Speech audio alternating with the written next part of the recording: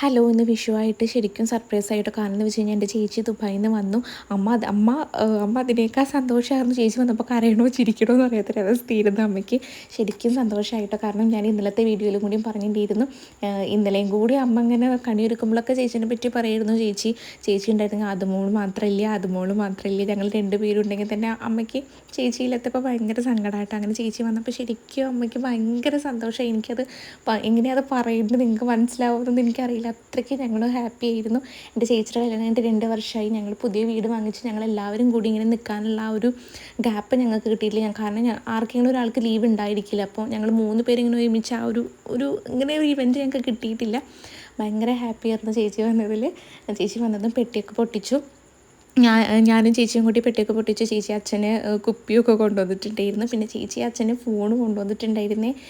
അച്ഛൻ എനിക്ക് പുതിയ ഫോൺ വന്നപ്പോൾ അച്ഛൻ എൻ്റെ പഴയ ഫോണാണ് ഉപയോഗിച്ചിരുന്നത്. അപ്പോൾ ചേച്ചി അച്ഛന് പുതിയ ഫോൺ കൊണ്ടുവന്ന അച്ഛനൊക്കെ ഭയങ്കര സന്തോഷമായി. ഇതൊക്കെ കണ്ടപ്പോൾ അമ്മയ്ക്ക് അതിനേക്കാൾ സന്തോഷം. എനിക്കത് എങ്ങനെയാണ് പറയേണ്ടത് അറിയില്ല.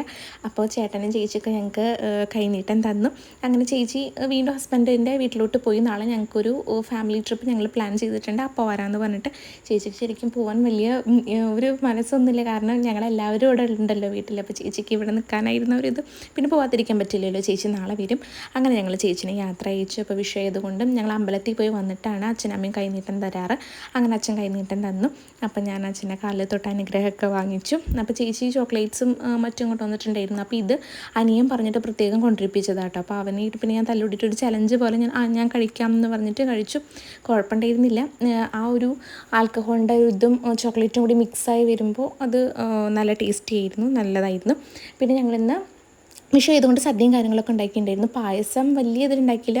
സേമിയ പായസമാണ് ഉണ്ടാക്കിയത്. കാരണം എന്താ വെച്ച് കഴിഞ്ഞാൽ വൈകിട്ട് അമ്മയുടെ വീട്ടിലോട്ട് പോവും. അവിടെയാണ് വിഷു ആഘോഷിക്കാറ്. ഞങ്ങൾ കസിൻസ് എല്ലാവരും കൂടി അമ്മയുടെ ഫാമിലി മൊത്തമായിട്ട്. അപ്പോൾ ചെറുതായിട്ടൊരു വിഷു സദ്യയാണ് ഉച്ചയ്ക്ക് ഇതാക്കിയത്. പിന്നെ അടുത്തുള്ള വീടുകളിലേക്കൊക്കെ ഞങ്ങൾ പായസം കാര്യങ്ങളൊക്കെ കൊടുക്കും. പായസം പിന്നെ ഉള്ള വിഭവങ്ങൾ ഉള്ള പോലെ എല്ലാവർക്കും കൂടി കൊടുക്കും.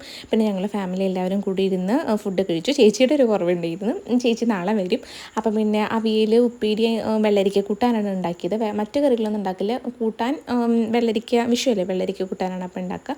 അങ്ങനെ ഞങ്ങൾ ഫുഡൊക്കെ കഴിച്ചു. കുറച്ച് നേരം റെസ്റ്റ് എടുത്തു. ഇനി ഉച്ചയ്ക്ക് ശേഷം റെഡി ആയിട്ട് വേണം അമ്മമ്മയുടെ അടുത്തോട്ട് പോകാം. അപ്പോൾ ഞങ്ങൾ എല്ലാവരും കൂടി കുറച്ച് നേരം സംസാരിച്ച് പിന്നെ ഞങ്ങൾ റെഡിയായി പോയി.